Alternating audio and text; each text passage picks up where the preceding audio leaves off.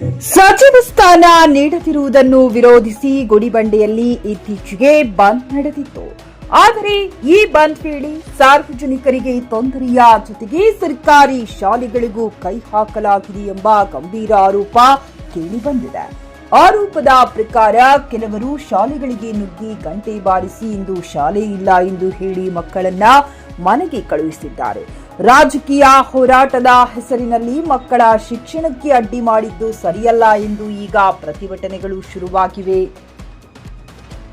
ಸಚಿವ ಸ್ಥಾನಕ್ಕೂ ಮಕ್ಕಳ ಶಿಕ್ಷಣಕ್ಕೂ ಏನು ಸಂಬಂಧ?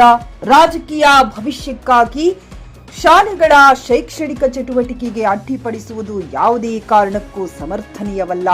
ಮಕ್ಕಳ ಶಿಕ್ಷಣದ ಹಕ್ಕಿಗೆ ಧಕ್ಕೆ ಉಂಟು ಮಾಡುವುದು ಪ್ರಜಾಪ್ರಭುತ್ವದ ಮೌಲ್ಯಗಳಿಗೆ ವಿರುದ್ಧವಾಗಿದೆ. ರಾಜಕೀಯ ಹೋರಾಟ ಶಾಂತಿಯುತವಾಗಿರಬೇಕು.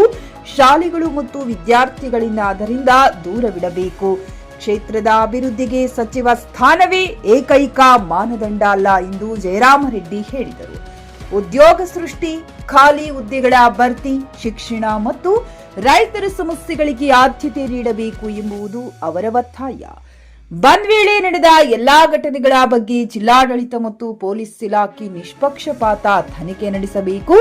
ಶಾಲೆಗಳಿಗೆ ಅಡ್ಡಿಪಡಿಸಿದವರು ಮತ್ತು ಕಾನೂನು ಉಲ್ಲಂಘಿಸಿದವರ ವಿರುದ್ಧ ಕ್ರಮ ಕೈಗೊಳ್ಳಬೇಕೆಂದು ಅವರು ಆಗ್ರಹಿಸಿದರು. ಈ ಸುದ್ದಿಗೋಷ್ಠಿಯಲ್ಲಿ ಸಿಪಿಎಂ ತಾಲೂಕು ಕಾರ್ಯದರ್ಶಿ ವೆಂಕಟರಾಜು, ಸಿಐಟಿಯು ಅಧ್ಯಕ್ಷೆ ಭಾಗ್ಯಮ್ಮ,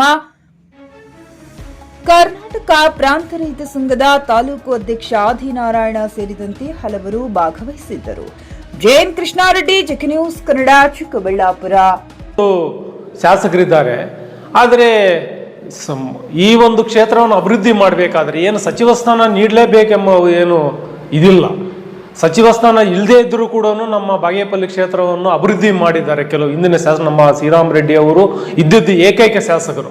ಅವರು 2 ಸಲ ಗೆದ್ದಿದ್ದು ಕೂಡ ಏಕೈಕ ಶಾಸಕರ ಪಕ್ಷದಿಂದ. ಆದರೂ ಕೂಡ ಇಡೀ ಏನು 50 ವರ್ಷಗಳ ಕಾಲ ಏನು ಅಭಿವೃದ್ಧಿ ಆಗಿಲ್ಲೋ ಅದನ್ನು ಕೇವಲ 10 ವರ್ಷಗಳಲ್ಲಿ ಕಾಲ ಅವರು ಮಾಡಿ ತೋರಿಸಿದ್ದಾರೆ.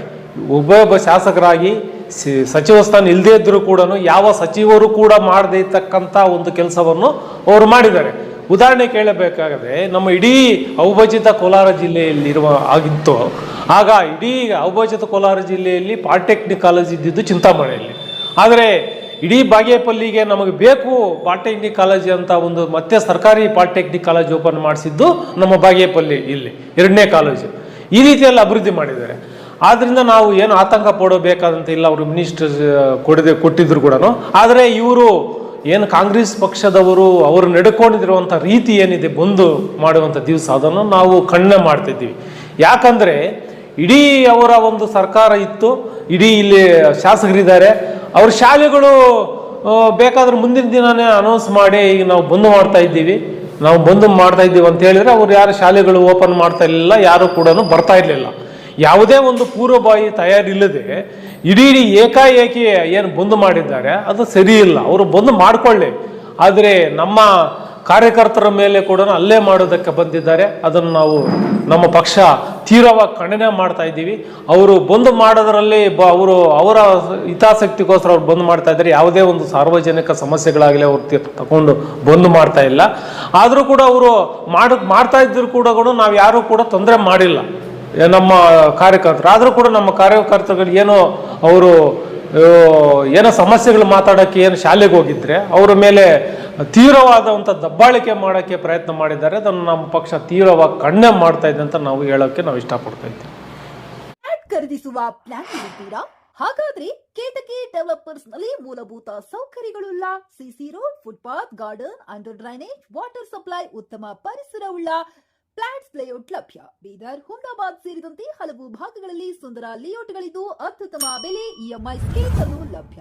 ಹಾಗಿದ್ರೆ ತಡೆಯಾಕೆ? ಹಿಂದೆ ಸಂಪರ್ಕಿಸಿ 7676474747 MD ಸಂಗಮೇಶ್ ಚಿದ್ರಿ, ಹುಮ್ನಾಬಾದ್.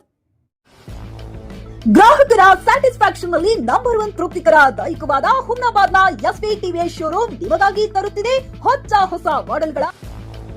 ಗ್ರಾಹಕರ ಸ್ಯಾಟಿಸ್ಫ್ಯಾಕ್ಷನ್ ನಲ್ಲಿ ನಂಬರ್ 1 ತೃಪ್ತಿಕರ ದೈಹಿಕವಾದ ಹುಮ್ನಾಬಾದ್ನ ಎಸ್ವಿ ಟಿವಿಎಸ್ ಶೋರೂಮ್ ನಿಮಗಾಗಿ ತರುತ್ತಿದೆ ಹೊಸ ಮಾಡೆಲ್ಗಳ ಹೊಸ ಬೈಕ್ಗಳು. ಇಲ್ಲಿ ಟಿವಿಎಸ್ ನ ಸ್ಪೇರ್ ಪಾರ್ಟ್ಸ್ ಹಾಗೂ ಸರ್ವಿಸ್ ಕೂಡ ಲಭ್ಯ. ಹಾಗಿದ್ರೆ ತಡೆಯಾಕೆ ಹಿಂದೆ ಭೇಟಿ ನೀಡಿ ನಾಗಲಕ್ಷ್ಮಿ ದಾಬಾ ಹತ್ತಿರ ಗುಲ್ಬರ್ಗಾ ರೋಡ್, ಹುಮ್ನಾಬಾದ್. ಹೆಚ್ಚಿನ ಮಾಹಿತಿಗಾಗಿ ಸಂಪರ್ಕಿಸಿ 8494951009.